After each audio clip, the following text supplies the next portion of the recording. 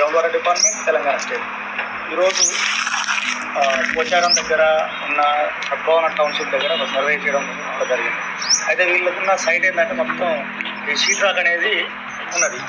మరి ఈ sheet rock ఉన్న దగ్గర వాటర్ ఉంటుందా ఉండదా అనే విషయానికి వచ్చినట్లయితే, గ్రనైట్ అనే రాయి, ఇగ్నియస్ రాయి, దీంట్లో స్ట్రక్చరల్ డిస్టర్బెన్స్ జరిగినప్పుడు ఫోల్స్, ఫాల్స్ అనేది ఏర్పడుతుంది.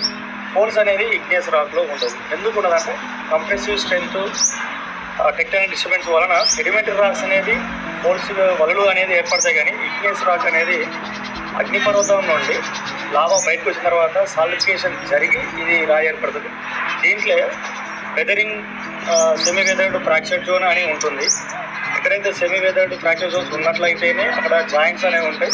వెదరింగ్ కండిషన్ ఉన్న దగ్గర అక్కడ జోన్ ఆఫ్ ఏరేషన్ ఏరియాలో తక్కువ వాటర్ ఉంటాయి. జోన్ ఆఫ్ సాచురేషన్ ఏరియాలో ఫ్రాక్చర్ జోన్స్ కనుక ఉన్నట్లయితే మనకు ప్లెంటీ ఆఫ్ వాటర్ అనేది వచ్చే అవకాశం ఉంటుంది అన్నమాట. అయితే ఈ సైట్ ప్రకారం, స్ట్రక్చరల్ జియాలజీ ప్రకారం చూసినట్లయితే ఇక్కడ మొత్తం అవుట్ క్రాప్ ఉంది. అవుట్ క్రాప్లో జాయింట్స్ అనేది ఉపరితలం మీద కనబడుతుంది.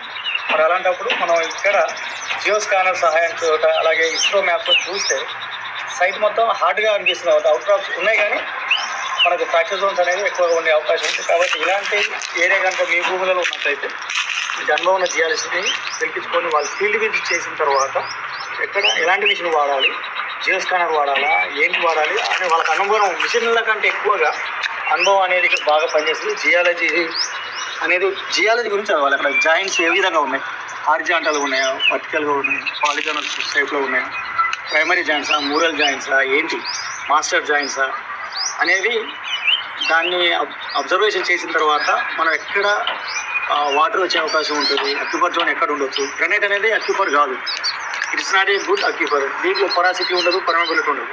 పైన ఉపరితలం పైన మట్టి ఉంటుంది. ఆ మట్టి ఎప్పుడైతే ఎరోజ్ అయినప్పుడు అదంతా కొట్టుకుపోయిన తర్వాత ఇలాంటి అవుట్ క్రాప్ అనేది ఎక్స్పోజ్ అవుతుంది. దీన్ని ఎక్స్పోజ్ రాక్ బాడీ అంటారు. ఎక్స్పోజ్ రాక్ బాడీ అంటేనే అవుట్ క్రాప్ అని చెప్పొచ్చు. చాలామంది జియాలజీ స్టూడెంట్స్ చదువుతారు, అవుట్ క్రాప్ అంటే తెలియదు వాళ్ళకి. ఎందుకంటే అవుట్ క్రాప్ అంటే అవుపడుతుంది అంటారు. కానీ ఇట్లాంటి ఫీల్డ్ విజిట్ వచ్చి చేసినప్పుడు మీకు ఎక్కువగా సబ్జెక్ట్ అనేది అర్థమయ్యే అవకాశం ఉంటుంది. కాబట్టి మీరు కూడా మీ భూముల్లో సర్వే చేయించుకోవాలనుకుంటే మంచి అనుభవం పిలిపించుకోండి. ఇక్కడ మిషన్లు పట్టుకొని చేసినంత మాత్రాన జియాలజీ అనేది అర్థం కాదు. సబ్జెక్ట్ అనేది బాగా ఇంపార్టెంట్. సబ్జెక్ట్ చదవకుండా మిషన్ పట్టుకొని చేస్తే కరెక్ట్ కాదని నా ఉద్దేశం. ఓకేనా? For more videos please subscribe my channel. నచ్చితే లైక్ చేయండి, నచ్చకుండా డిస్లైక్ చేయండి. కామెంట్ బాక్స్లో కామెంట్ చేయండి. మీ Suman, I to geologist. Thank you.